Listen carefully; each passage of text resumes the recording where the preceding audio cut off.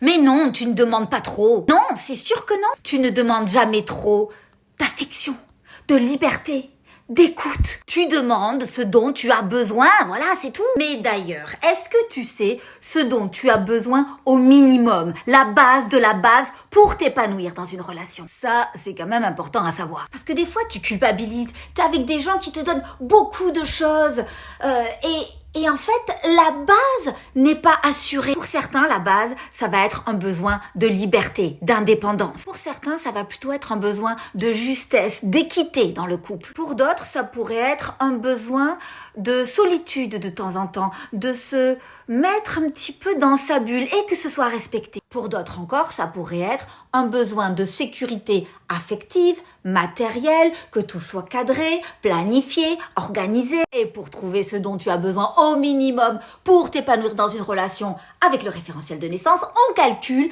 le MAV. Minimum affectif vital. C'est la base de la base pour toi. Et si dans une relation, tu n'as pas ça au minimum, c'est la cata. Si le minimum affectif vital n'est pas assuré, c'est comme si tu construisais un château avec des fondations en carton. Résultat, ça se casse la gueule.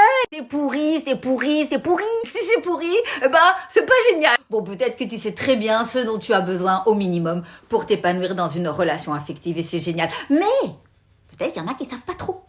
C'est pas très très clair cette histoire. Mais dans ce cas-là, c'est très simple. Qu'est-ce que tu fais dans ce cas-là? Tu sais ce que tu fais? Tu prends rendez-vous avec un professionnel du référentiel de naissance certifié. T'en trouveras plein sur Internet. Mais quelque chose me dit que tu en connais déjà.